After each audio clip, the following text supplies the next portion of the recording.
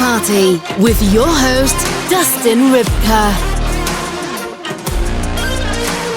Hello and welcome to Sex Party. I'm your host, Dustin Rybka. My guest this week, Sarah Jeavons. Sarah is a dating coach for men, but Sarah came up with, studied with, learned alongside, and spent a ton of time with the crew of guys behind the book, The Game. It's a bit of a controversial book from 10, 15, maybe 20 years ago. A lot of the tactics they used were, I don't know, manipulative, right? Sort of in a way. What did Sarah get from that experience? What did she learn from it that she's now using in her own work? Why is her work so good? We're going to ask all of these questions. She's going to answer them. She has a very unique, very straightforward yet punchy yet caring way that she goes about helping to build confidence in men. We talk about what's wrong with dating in general a bit. Are men scared to be more upfront because they're terrified of being canceled? What is going on there? And what is holding women back from dating? It's a lot. It's amazing. And so let's just get you to the a lot amazing interview. Without further ado, this is my conversation with Sarah Jeavons. This week's conversation. Sarah Jeavons, welcome to Sex Party. How are you doing? I'm feeling frisky and ready to play, Dustin. That's Good. how I'm feeling. Yeah, no, you're in the correct place, not the right place, but the correct place, whatever that means. But it's really great to have you here. I feel like we set this up quickly, which is very nice. You were sort of on my list of people I gotta get her. And then, life kept calamitizing, as I say. And here we are, and here you are. So in celebration of that, for the people who don't know who you are, they don't know what you do, they're curious, they're excited, they're ready to open their hearts and their minds and their ears. Who are you and what do you do? Well, thank you for having me. I appreciate it. My name's Sarah and I'm a dating coach for men. I started my journey over in Los Angeles and I worked for a pickup company. So pickup coaches are a little controversial. There's a book written called The Game by Neil Strauss. It's pretty old now. It's getting on. But the men that were written about in that book, they were my bosses and colleagues. So I was the only female in this male-dominated industry. And I ended up getting this opportunity, which I'm really grateful for, where I was able to travel all around the world running these live workshops and taking groups of men out to bars and clubs and helping them approach women and build their confidence. So that's how I got into this. A couple of years ago now, 5 years ago. Yeah, I mean, the game is quite a famous, it is controversial. I read at least the first 2/3 of it when I was just after college, right? Fascinating. A friend of mine gave it to me as a gift. And even if you're not into or subscribe to like the tactics, we'll say, it is psychologically a fascinating read, right? So maybe talk a little bit about not only what the book, The Game, was about and what kind of tactics they were using that are controversial, but like, how did you get hired? What was your role with that crew? Because it is sort of a legendary crew. It is. So to be quite honest, I have never read the entire book. I haven't. That tracks. Yeah, and maybe that's part of why I went in with such an open mind. An ex-boyfriend of mine introduced me to the videos on YouTube. So like we would watch that content at night, having some dinner.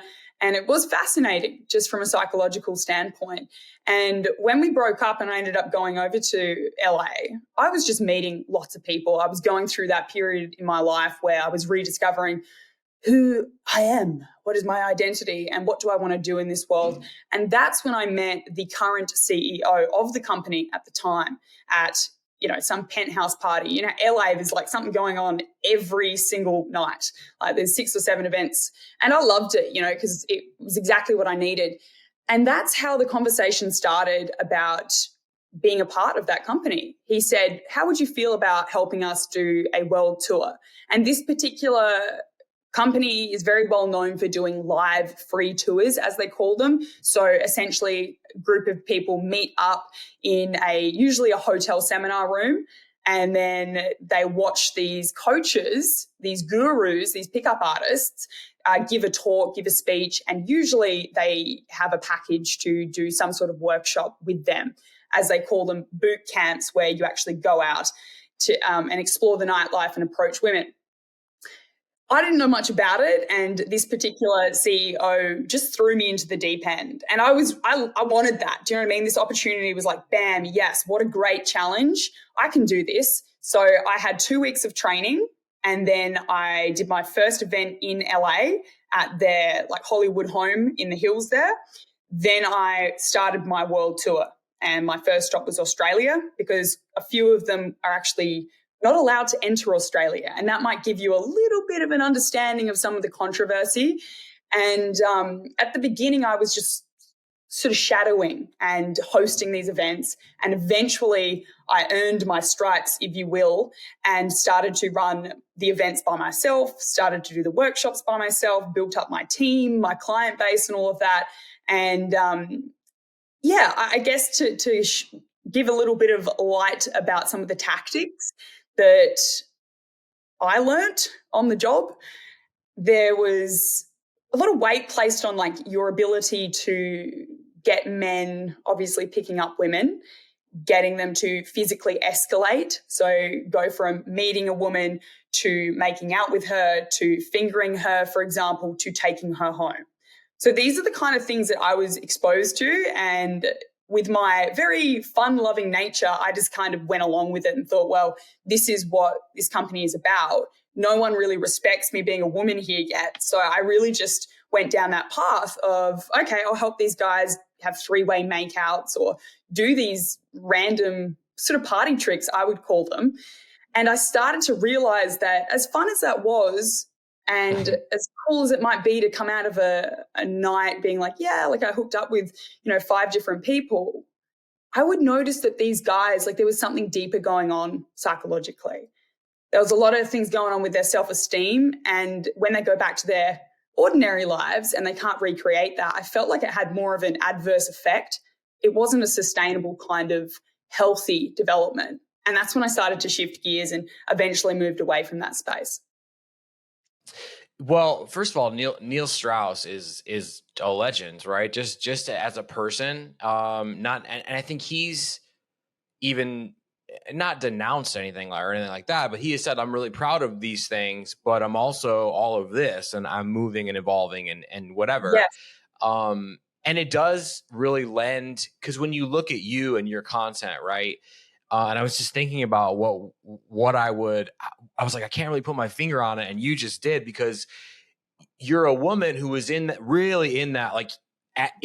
world, right? You couldn't get any more in that world. You're with the creators of that world, right? And your work as a dating coach has that sort of edge to it, that's sharp, but yet fun, so you can tell that you really did take what worked from some of that stuff and roll it into this more welcoming, loving sort of package, but it still has that punch to it. That's why I couldn't wait to talk to you, because I love people who have a little punch to them, I have there's nothing worse than somebody who is one thing always all the time with no sort of pop or zest or secret sauce or whatever the hell we're gonna put on it. And I love a person who has just a little bit of, they're not afraid to punch, and so I noticed that about your work right away. And if anybody goes to your Instagram, it's all like really well knowledgeable, thought out stuff that you can tell works. But it has that sort of like, oh, wait a minute, I don't know where she's going with this, or I know she's not going to lie to me, right? So was that something conscious that you took from that world, or did it just kind of find its way into your work? Yeah, I feel like it's a part of my personality, that no bullshit punch. Mm-hmm. And for me, I enjoy challenges in life, and being a part of that community was right up there because I was living with 16 other men in this like tiny cottage in the hills, and they all had bunk beds and they were just separated with sheets. We shared one bathroom. Like, I was in the thick of it. I made a post the other day being like, I was Mowgli in the Jungle Book and living with the animals. That's what it felt like. And I wanted to learn from that. I did want to immerse myself, and I realized that there's some amazing things that this company and that movement provided for men, because where else do you go? Like, there's not really anywhere else where you can go to learn this kind of thing.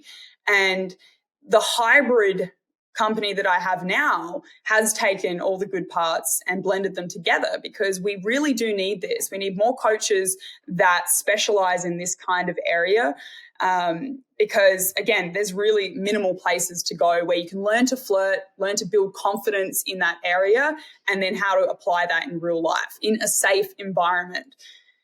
Yeah, I mean, it is everything you said is like spot on, like bullseye, right? And I mean, do you think, because I kind of do, but do you think that there's too much sugarcoating going on with dating coaches, relationship coaches? Because, again, you don't seem to do any of that, but it's not in a mean way, right? Because I think that the tough love thing has run its course like about 5-10 years ago. People are like, wait, that's just fucking mean, dude, like, or whatever. So it's definitely not tough love, but again, it has an edge.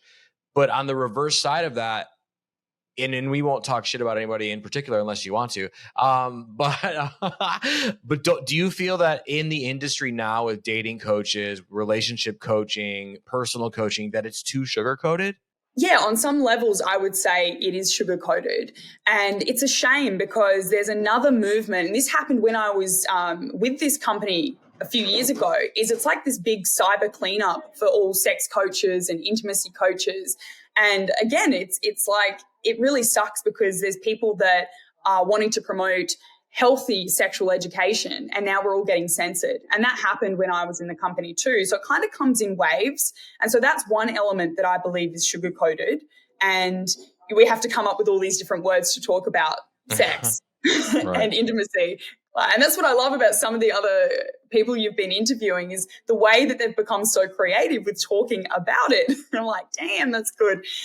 The other part of it is the tough love. I like the tough love. Sometimes we need a good kick in the ass to overcome anxieties or overcome this big dragon of like, overthinking, which is a huge problem in my space for a lot of men. They overthink approaching somebody at the bar to the point where they just go home, or I can't do this, instead of being very courageous and just going for it. And that's why, quite literally, when I would be in the field with them, I would push them. I would grab their arm and walk with them, because once they realize they can do it on their own, now they've got the power. So I feel like the tough love, we do need that. It's more of that masculine punch as a coach. So I've noticed that being a coach for predominantly men. Yeah, I mean, I think a little bit of it is good. I just think what I meant was, like I think of like a stepfather or a grandfather, like, you fucking idiot, you like, we don't like, I feel like that kind of tough love is like really running. Don't be a pussy, just go talk to her. Like, but the way you're describing it is, I think doesn't really even qualify as tough love. I think it's more of like, just pragmatic, right? Like, just like, oh, you want this? This is how you get it. But like, you got to have courage, bro. You're going to be brave for me. Let's do it. Like, like that. Right. Which I think is very, very different. I just think that like, the mean kind of, looking down your nose at someone, like, how could you be such a coward? Like, wait, Jesus Christ, I just wanted a cheeseburger, dude. Chill out. So I think that is kind of run its course. And I love that, you came from that school, if you will, of like really how to get what you want. Right. What was it like bunking up with these guys? Were there women everywhere? Was there a ton of sex happening? Like, what was it like? Look, I wouldn't say there was a ton of sex happening. There was one night, which I won't forget, in this house where I don't know how I managed to get locked out on the balcony.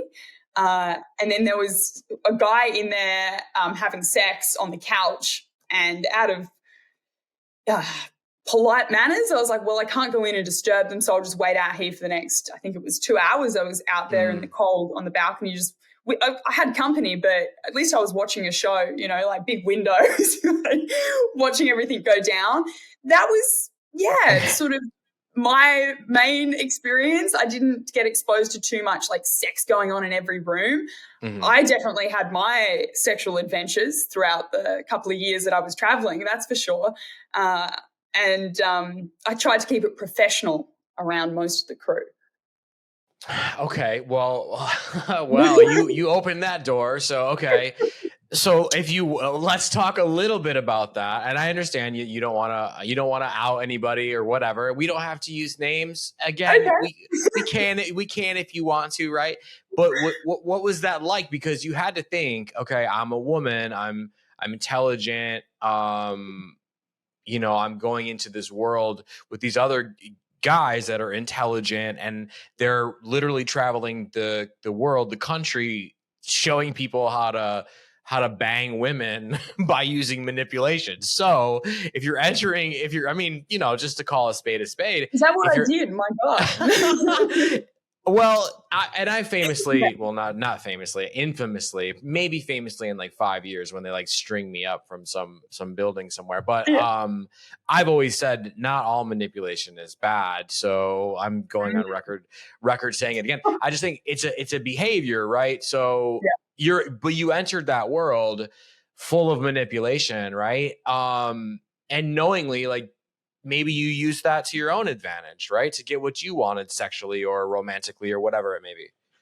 Yeah, definitely. Look, seductress. That's what I think. Is I feel like I have a very good level of street smarts. So, being around that, I get what they're doing. But for some reason, I didn't really come face to face with many tactics that worked on me. It's kind of like hypnosis. I remember hanging out with a friend there who is quite famous as a hypnotist, and every time he'd try and do it with me, it would just never work.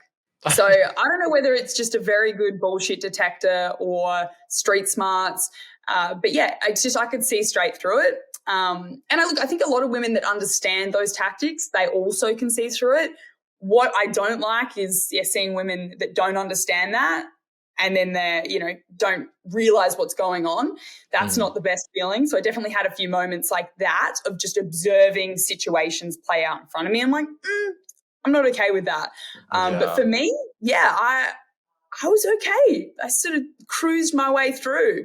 I remember one not so professional situation with one of my first events. And I was experimenting. I'm like, I'm traveling the world, different cities, meeting all of these different men. And I hooked up, made out with one of the guys from the event that, was coming to watch. And I was like, I probably shouldn't do that.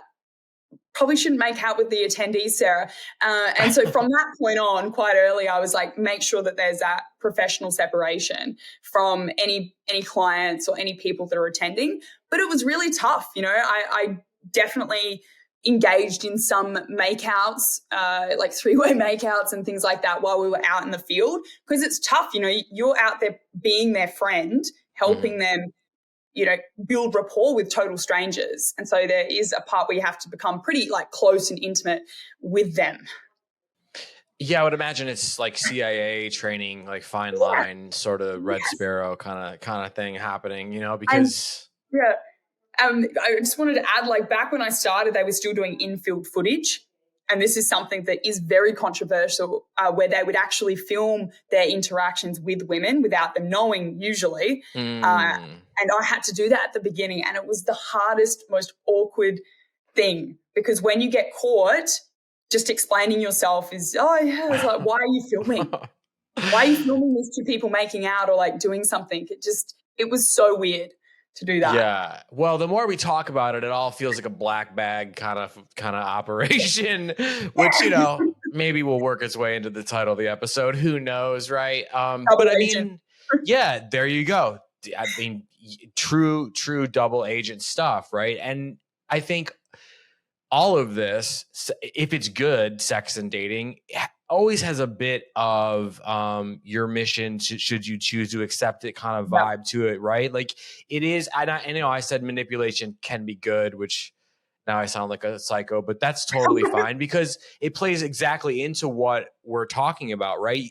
When you're on a date, when you're engaged in a relationship of any kind, whether it's, in this case, sexual, romantic, whatever, it is a bit of, ooh, how far are we going to go here? It is a bit of a dance. It's a ton of seduction. And even I would argue when you're in a committed relationship with one person, with multiple people, you have to keep that mystery. We all want the mystery of not knowing what exactly is coming next, of there's power dynamics. So I think all of that is gorgeous and beautiful, what you said, that you went through, sort of like the other side of it, where it was more like, okay, now we're going to show you how to have sex with 10 women in a week and whatever. You have that to pull from, and I think dating is a little double agenty at all times, and it should be, I think.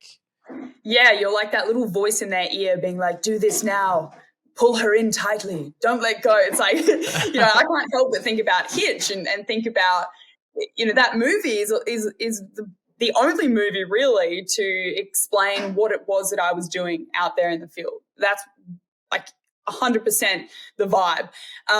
So yeah, definitely felt like a double agent, which was fantastic and really fun at times, and then super awkward and confronting at other times as well. And look, outside of being a coach in that space, I've always been a very playful, experimental woman ever since I became sexual in my late teen years. And I love it. I feel like getting in the bedroom is really an extension of, that foreplay, that flirting that happens when you're out and about, that happens when you meet each other or you're texting and, having little sharing glances and things like that. I actually shared a post yesterday on my Instagram about something from Esther Perel, who I think is one of the best women that is able to articulate about the topics of sex and intimacy and relationships and all the intricacies of it. And it was talking about foreplay and how it starts at the end of the last orgasm. And then I won't do it justice, and it continues through all of those looks, those gestures, those messages, the banter, in this like hope and this desire for the next experience to happen. And that's what I love, whether you're in a long-term relationship or you're dating, is that skill right there. That's what I specialize in, is understanding how to play with flirting, which is foreplay, how to build the sexual tension. And playing in the land of flirting doesn't always mean that it leads to something sexual. But damn, that like imagination being stimulated is one of the hottest things ever, especially for women. Like once we hit the bedroom, holy smokes, if you've done the right kind of play in the foreplay land. That's the way I see it. Yeah, you bring up something that's like near and dear to me in that respect, and that is that I've always said and always felt and always thought that conversation is the horniest form of foreplay that you could ever aspire to have, right? And you just nailed it, because again, and I love what you said about like from the end of the last orgasm all the way up until the beginning of the new one. It is that sort of that slow build. It's a slow burn, and nobody, I think, whether it's TikTok or it's binge watching every goddamn thing possible and not even knowing what the plot or who the actors are. We're just doing it because it's like, we're addicted to pushing the next button, right? We do sort of like rush through everything. And for me, I've always felt like some old idiot or like old soul, right? Because in my head, I'm like, to me, everything, I love porn, I love the horniness, I love the whatever, but deep down in there, I'm like some like hard-boiled, like down on his luck, like black and white, like noir, like film detective, like, searching for the killer in the rain. And there's like this femme fatale. That's my whole shtick. So I think those things are always built around the slow burn of a conversation, the romance of like a conversation. And then once you get to it, so maybe we could talk about that a little bit, right? Because do you advise people to just slow the fuck down and put the goddamn phone down and like whatever? Or like, are you, because before it was like, let's try to get her in the bedroom and, you know, get a blowjob and do this and then tell her she's not good at it. And then she'll want to do it more and like all these things. But now it does seem like you somehow maybe are doing both. You seem to encourage people to like, hey, ask her out. Hey, do this. Hey, do that. But are you a fan of telling them to just slow the fuck down and have a conversation? That is one of the most common things that I say as a dating coach for men. Slow the fuck down. So part of my signature service that I provide for my guys is they do virtual dates. So just like how you and I are seeing each other virtually, they have 15 minutes to have a date with one of the girls on my team. Then I watch the recording back. And I always say, slow down.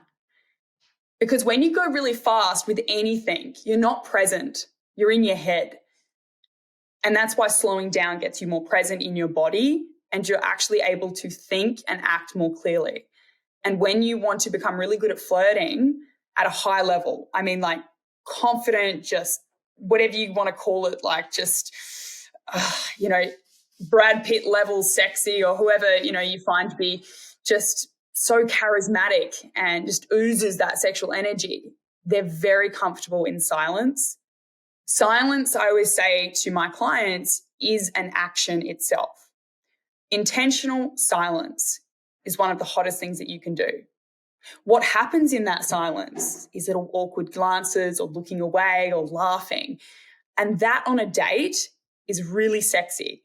When you're talking really quick and trying to get through it and what's the next question I should ask her and then, oh, okay. No, sexual tension can't live in that environment. And so most of them, I do say, slow down. If you can slow yourself down, you're halfway there. If you can be comfortable in that space, right? I mean, absolutely. I absolutely love that because I feel like that's a common thing. You know, obviously probably more with men is where you're saying about, I think everybody is just in such a rush, myself included. You know, with me, it happens to be like, I'm so busy and my girlfriend is so busy doing all of the things that we do and on the internet. And it's like, okay, I want to have sex at this time. She wants to have, and it's like, oh wait, we now we only have this amount of time and we're like, sometimes we have to rush through it. Right. And it's always good. But when you actually aren't thinking about what's for dinner or I'm not going to be able to, you know, record 10 more reels or like whatever, when you do slow down, it becomes insane. It's a whole nother level. Yeah. How long have you been with your partner? So it is going on in a couple of days. It'll actually be 10 months, which is crazy, which is very crazy. Yeah. How exciting. Yeah. Congratulations. Yeah. Thank you. 10-month anniversary. What are you going to do? It's funny because it's like the day after my birthday, you know? So it's like, I don't know, maybe we just take the whole fucking week and do something crazy. I don't know. Yeah. I think so. I would do that. But like 12 months is right after 10 months. Wow. Holy shit. And to me, it just feels like yesterday. But I think, you know, her and I are just sort of like, we could never get enough kind of people when it comes to sex, when it comes to like connecting and being romantic and whatever.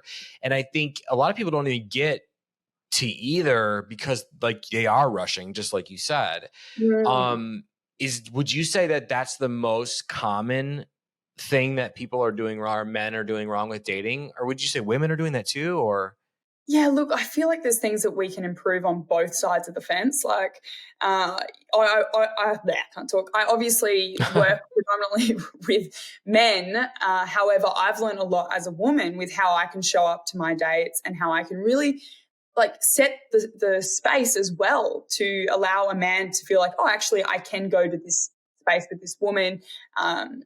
Whereas, like if you don't do that for a guy, it is really tough. Like it's like you're trying to do something all by yourself and it's a little bit confronting. It's like, can I do this? Can I not? Is she okay with this?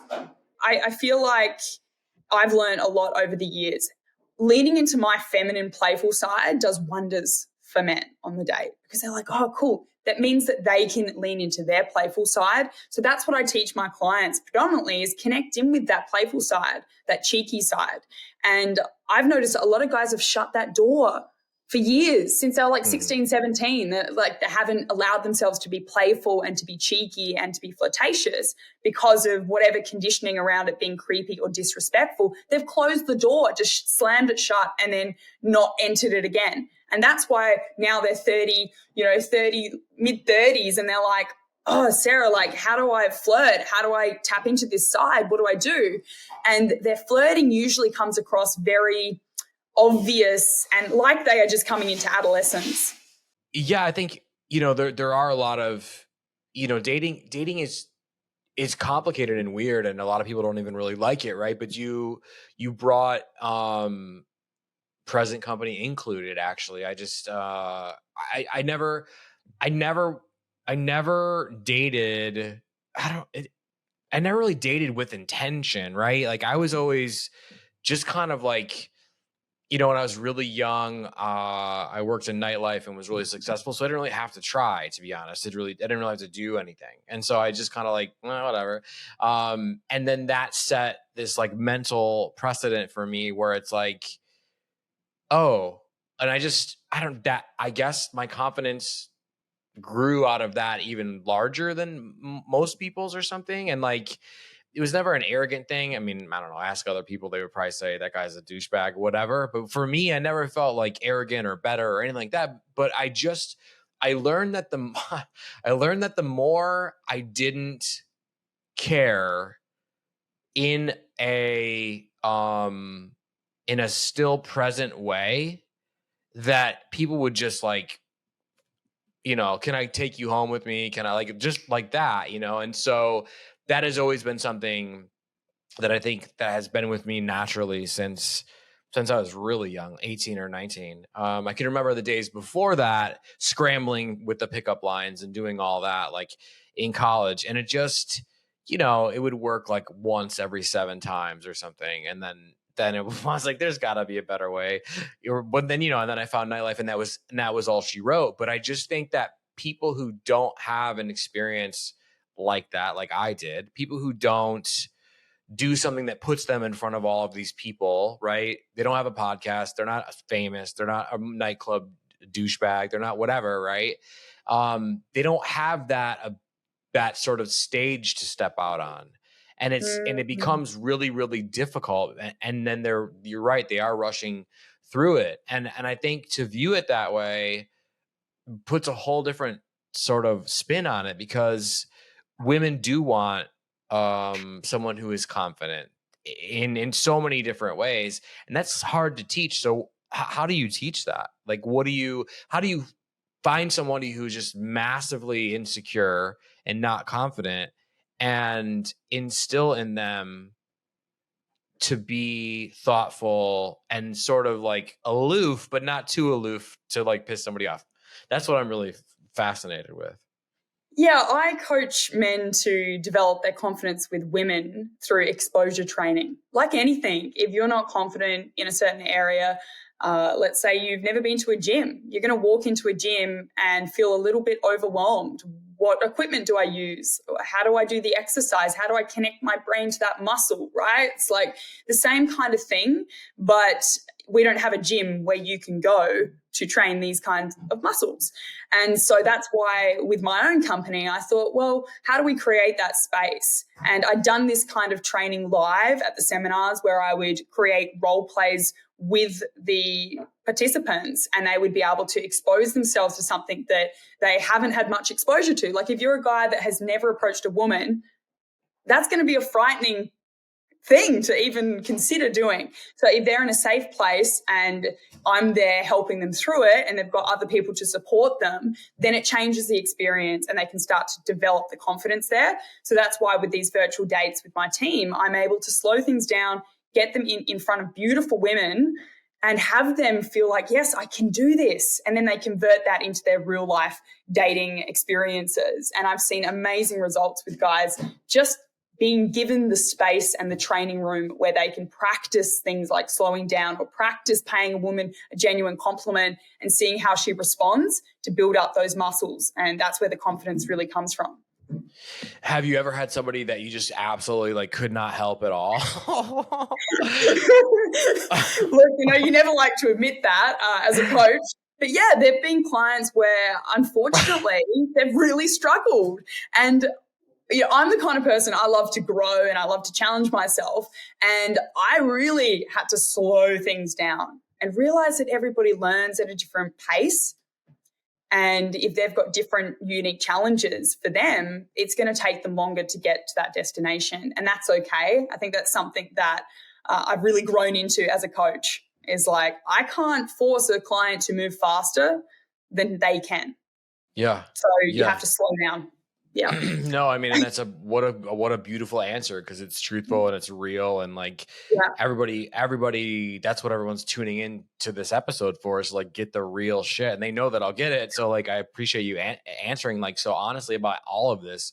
I think a lot of people, it's like, I mean, it's true probably, but it's like sort of cliche and stereotypical, like, men just are going on dates for sex and whatever. And so what I want to ask is, do you find that a lot of men are going on the first date and like wanting and then expecting to bang their date? Or is that something you're sort of like not, it's like less than that? Yeah, look, I think there's definitely a lot of people that go on their first date wanting physical intimacy, for sure. I mean, I myself, if I'm on a date and it's going well and I'm feeling frisky, I would also want to engage in that kind of playtime too. But it's not every experience. And I often say to my guys, like, that's not the goal. And as you described with your own experiences of success, the more that you detach from the outcome, the more you get the thing that you want. And that's the reality. So the more that you can hang back as a gentleman and create the space for her to play and to express her feminine side and to tease you and to lean into that sexy seductress energy, then you'll notice that you get a lot more of that. But I don't see like my clients wanting to just jump straight into the bedroom. I feel like whether it's something that I'm doing with the way that I coach them, they understand that every date is a unique experience. Some of those first dates may eventuate to the bedroom. Some may end with like the hottest, sexiest makeout ever. And then you both go home and you're just like, fantasizing over how amazing that kiss was until next time. And then other clients I've had, they don't kiss or have physical intimacy for quite a few dates. And again, that's their choices. So you can go about dating in any way you want. You might want flings, but you might want to hold off and to build the tension over a couple of dates. So I encourage people to explore all those different experiences and find out, what feels good for you, and adapt to each date or each person that you go on that date with, because it will vary. Yeah, for sure. I mean, and when I was going out on dates, I have been out on dates, people. Okay, whatever. But there's just more. Are you in an open relationship, or? No, I'm just in my history was a lot more hookups than dates, right? Yes. Of course, I had people that I dated and whatever, but it was never like a Sex in the City thing where I was like dating a long string of people. There was a long string of people that I was sleeping with, right? Sure. But, there wasn't whatever. But when I was going on dates, like the last thing I would absolutely ever do is bring a condom, right? Like I remember telling my friends, 2 rules for success, right? Because they're like, tell me what to do. And I'm going to tell you, I'm not an expert on any of this shit. I'm not a dating coach. I'm just a podcast guy, right? But what I would recommend, and we'll see where you fall on this, right? This is what I would do. 2 things. 1, don't take a condom, no matter what. The first 3 dates, don't bring a condom, right? Number 2, on the first date, your only objective is to learn as much about her and be as interested with her as possible. That's it. That's your date, right? And if you just do that and you're sort of like asking all the questions and just listening I mean, how could it go wrong, right? I just feel like if you can make a game of it to yourself and just enjoy, like, okay, her middle name is her grandma's name and her grandma's from whatever, and her brother sucks and is a drug addict. And like, it becomes like kind of fun. And then when she invites you in and you tell her, you know what, not this time. It like that'll set you on a path, I think, to success, to have whatever you want, right? And now it's on your terms, right? When you have sex, it's no longer like, what I love about that is you're taking leadership. You're being decisive, assertive, you have a plan, and you have standards and boundaries. Mm-hmm. By not bringing a condom on the first 3 dates and like, I want to get to know you. That stuff does drive a lot of women wild. They're like, wow, okay, so he's not jumping my bones. Like, he doesn't want to just get into bed with me. And there is a lot of power in that play, if you will. And having fun and creating a game, I also agree. I think that is a really great piece of advice to apply to your dating life, is how can you bring more fun and playful energy to those dates where you're getting to know each other. My only challenge would be that you can get friend zoned really hard if you go in only with the intention of asking questions and getting to know her. If there isn't at least a little sprinkle of flirtatious communication, that's where I see guys get stuck.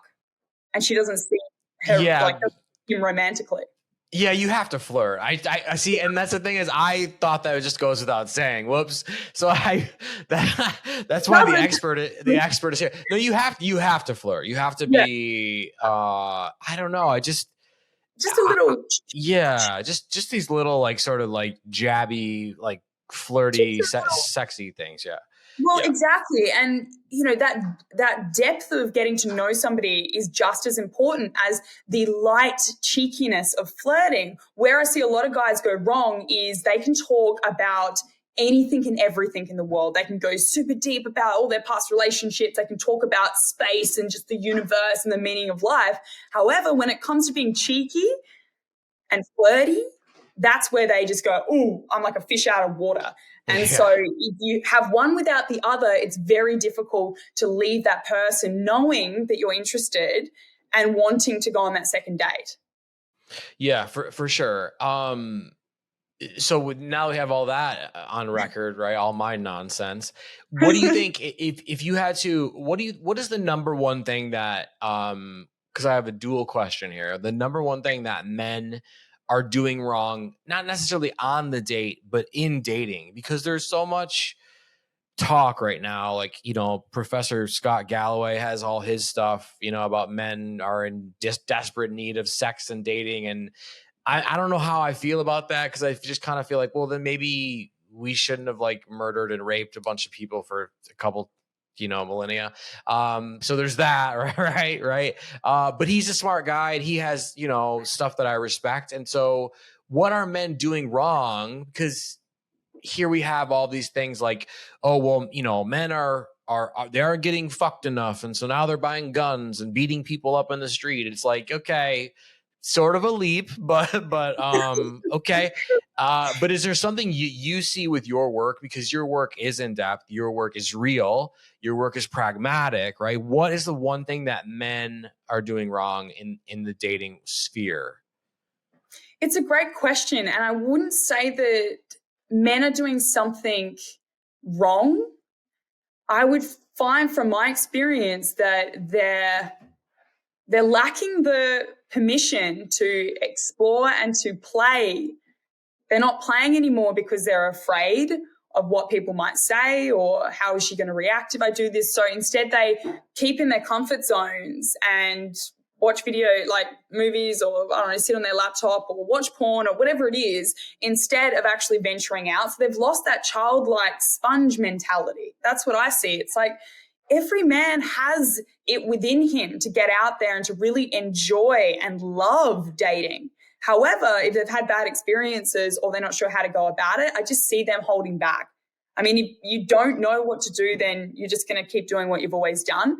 And that's what I see as being the biggest challenge, is how can we get every man on this planet to give himself permission to go out there and have fun and to play and to explore again in the dating world without these fears controlling him, like, well, what if this happens with this date? Or what if she gets angry at me? Or what if I do the wrong thing? That's the whole process of learning any skill in life, is to go out and to fall over a bunch of times and get back up and work it out. So I just think having more of a courageous approach to dating and getting out there is something that I see as a more holistic approach. So where do you think that loss of play and that loss of like of courage is coming from?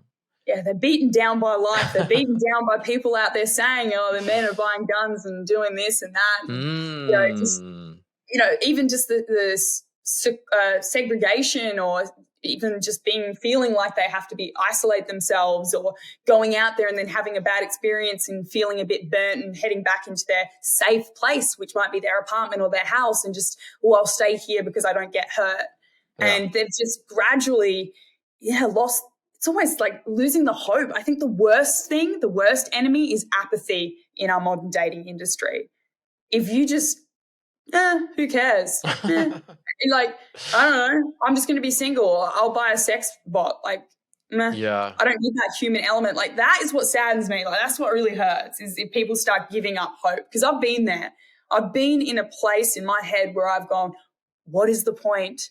Relationships are a head fuck. I get hurt when I go down that route. So why would I do that? That's what's sad, because I believe that it's better to have loved and to, I'm going to get that jinx that as well. It's better to have loved and to been hurt than to have never loved at all. And if you asked me that a few years ago, I would have disagreed with it. But that is one of the main reasons I continue to do what I do, because it's better to do that, trust me, than isolating yourself from the world because you don't want to get hurt. Yeah, I mean, similarly, I had quite a few experiences, like during the pandemic and then towards the I don't want to say end of it because it's never ending, but the last year of it, I don't know. But like where I was like, okay, there's all this really great porn. There's all this OnlyFans stuff. I bought this fucking fleshlight thing on sale because it was a COVID buster sale or whatever, right?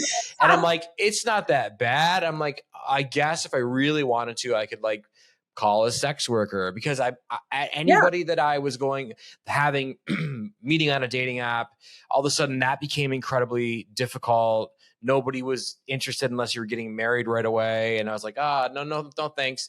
So I did come to that realization, same as you, in my own way, where I'm like, fuck, all I need is my computer and this fucking, now they have a machine that'll give me a blowjob or like whatever, right? I'm like, fuck, shit, okay. It's better than, dating's expensive, everybody's annoying. That's where I was at. And then I met my girlfriend, and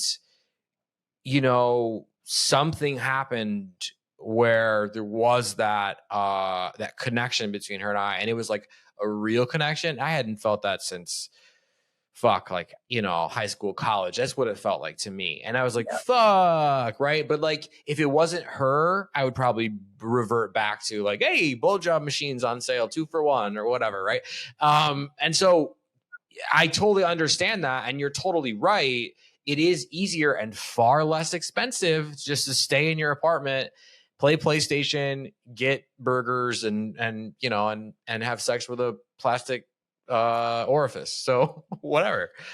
Well, yeah. And look, who's to say that you can't live your life like that? You've got to want this. You've got to want the growth. You've got to want the suffering, because in order for you to grow, you do have to know suffering. And that's the reality in the dating space. You have to understand rejection you have to understand rejection in order to understand what it feels like to be loved and accepted.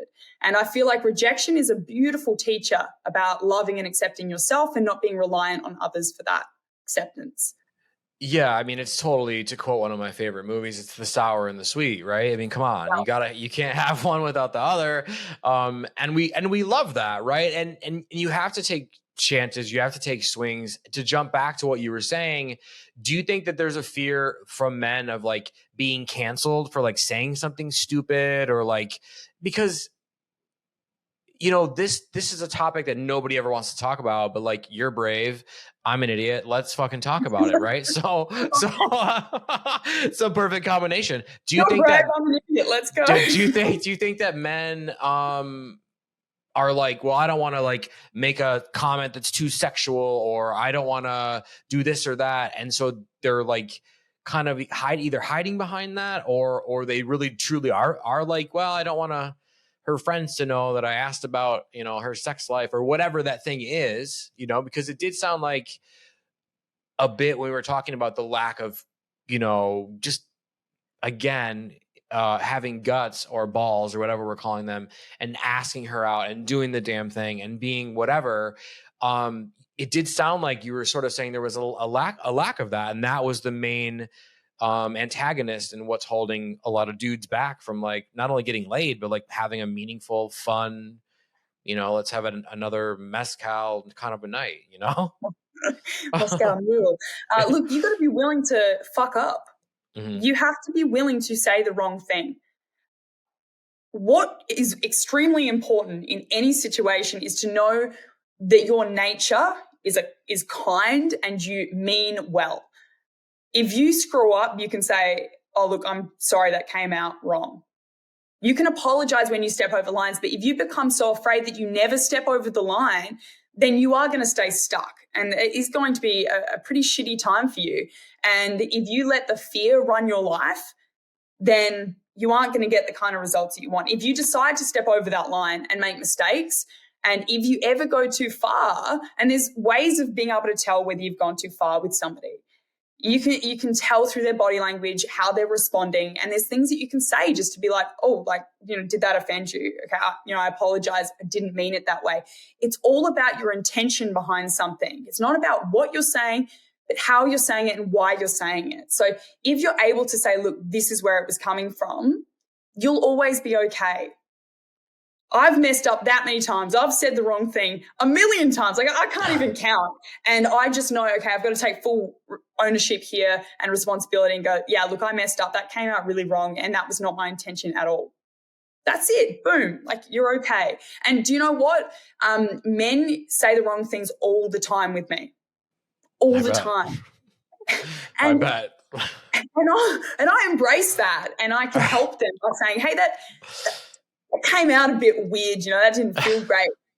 And I let them know, whereas a lot of women, we just stay silent, and I've been guilty of this as well. Instead of letting a man know, hey, that actually was really uncomfortable, what you said, we just go silent because we don't want confrontation, and they keep doing the same thing. They keep making the same mistakes, saying the same inappropriate thing because they haven't learned otherwise.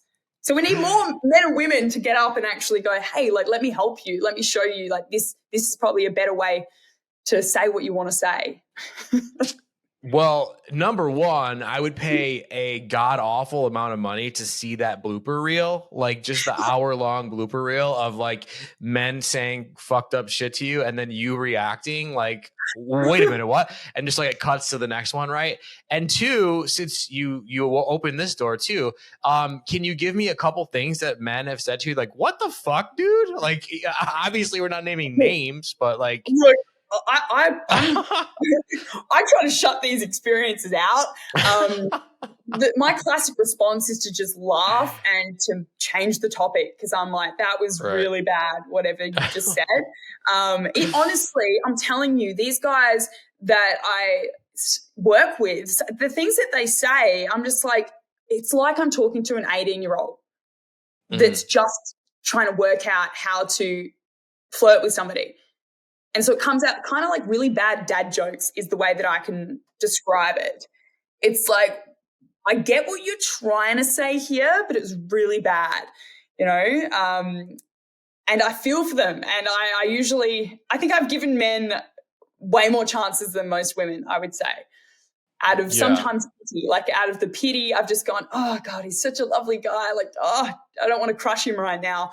And I've probably stayed on the date for longer, or given him more time to recover from things that he's done or said.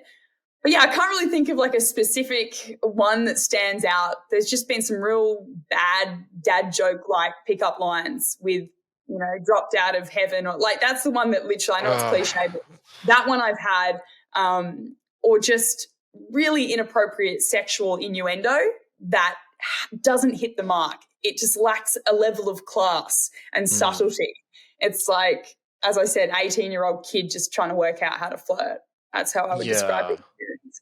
Yeah, I know, that's nasty. Okay, so let's flip this thing on its head for a minute. What would you say then is either A, hindering women in the dating space, or what do you see women just constantly doing that you're like, man, ladies, why are we doing that? Like, whatever. So like, whatever comes from your experience, because I know you'll have something amazing to add to that.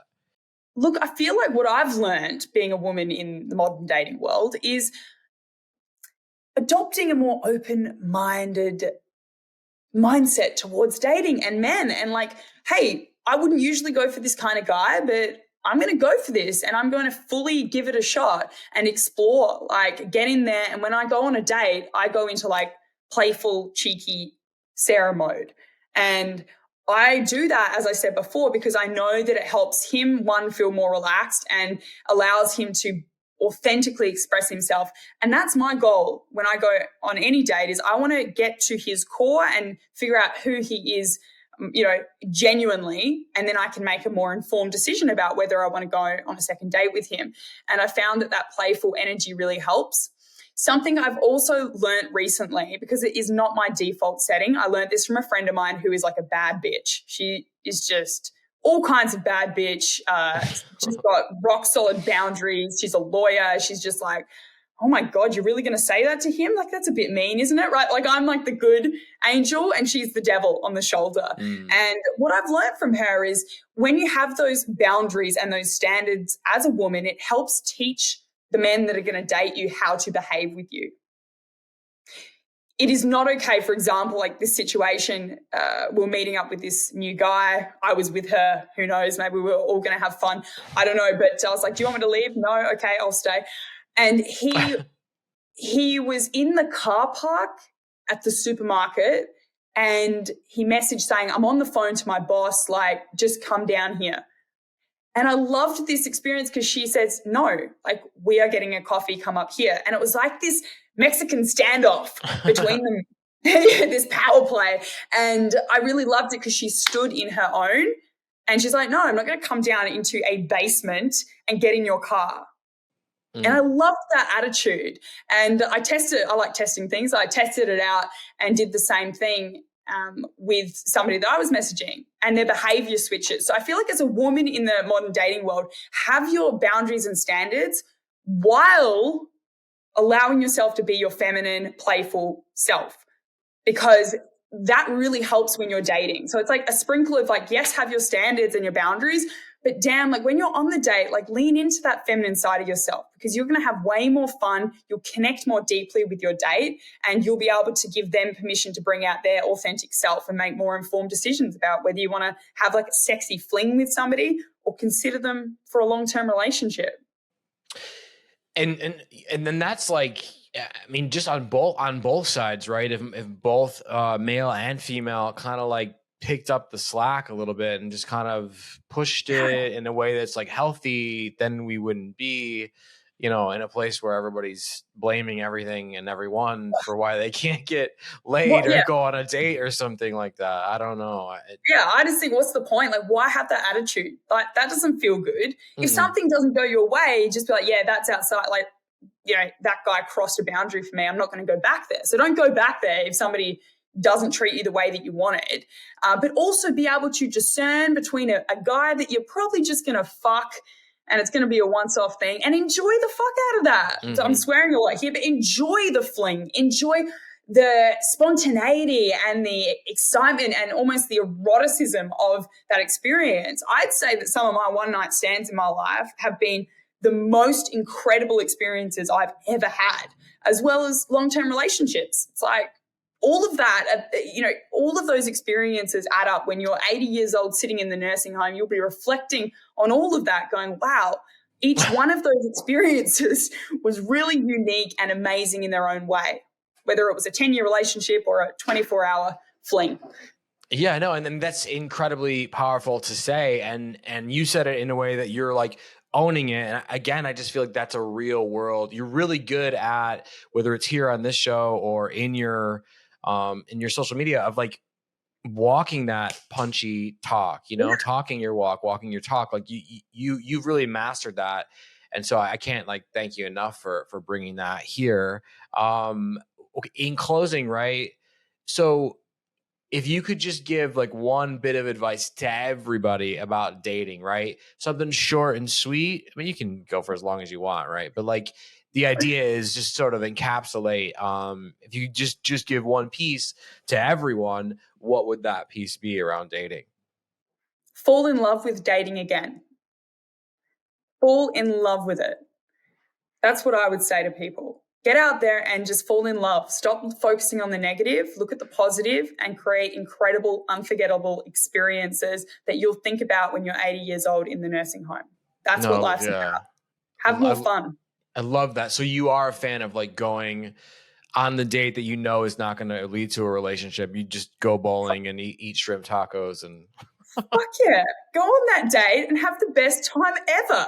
And if you don't like them, that's all good. It's okay. And there's great opportunity for you to learn how to befriend someone or let somebody know that you're not interested. So many people shy away from the opportunity to communicate their feelings when it doesn't feel comfortable.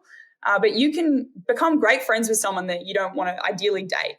But a lot of people find that difficult to go from, I was supposed to be on a date with this person, to actually, I'm not that interested, but let's be friends. A lot of people can't do that. That's okay. But I invite people to enjoy that process. Like, what can you find out about that person or see in that person that you can connect with and have fun? It doesn't have to go anywhere. Dating, I believe, deep down should be a fun experience most of the time. Sarah Jeavons, thank you so much. You are so brilliant. I'm so happy that you did this. I feel like this flew by. I like looked up and I'm like, wait a minute, what? I have all these other things I want to talk to you about. So I would love if you would come back at some point in the future. Maybe we can make this a regular thing, or whatever. I would love that. Let's let all these wonderful party going people, let's let them know where they can find you, where they can PayPal you all of their money and ask for help. Look, next time, I feel like we should get more in the nitty gritty, the dirty stories, Justin. I feel like we bypassed a lot of that. But we needed to have the small talk. It's a first date. We needed to get to know each other a little bit. Yeah. You can find me on Instagram. That's mostly where I like to play. And I actually do have an OnlyFans, which we didn't delve into. And I just want to mention, like, a lot of your guests I've been inspired by in the way that they own that part of themselves. And that's something that I do as well. So if you want to slide into my DMs, hit me up on Instagram. I welcome all messages. If you're not using socials, you can email me at sarah@sarahjeavons.com, and I will answer you and have a chat with any of your dating queries that you would like help with. Yeah, no, I'm blown away, and I will be getting you back on the show as soon as possible, because there is a lot more that I was like, man, I really want to ask this, but like, you know what? That's a great second episode. So yeah, well, I'm excited. I'm ready for episode 2 and a more quiet environment for next time. Yeah. Well, yeah, the bar fight's over, it sounds like, so whatever, at least for now. So yeah. Now it's over. Yeah. Amazing. Thank you so much. Hey, big thank you to my guest, Sarah Jeavons, for being on the show with me. I cannot wait to have her back. So much more to talk about. Make sure you go check out everything she's doing on Instagram. It's amazing. I wouldn't lie to you. You know that. Go over to Instagram, like everything she's doing, follow her, subscribe, all of the things. If you want to see Sarah again, if you want more guests like Sarah, if you're loving, if you're appreciating, if you're desiring more sex party, right? You want to show some love. How do you do that? If you're listening on platforms like Apple and Spotify, you could subscribe to the show. That's the most important. You could also leave a rating. You can leave a review. If you're watching on YouTube, well, take me down to the river. If you're watching on YouTube, I see you. I love you. I appreciate you. If you're watching on YouTube, you could subscribe to the channel. You could like the video. You could like all the videos. You could leave a comment. You could leave comments on everything. As always, you could reach out to me in the DMs on Instagram, and I will see you right back here next week. Thanks for listening. The party continues next week. Click subscribe and let's make this a regular thing. Follow the show on Instagram and Twitter at SexPartyFM. Follow Dustin at Dustin Rybka.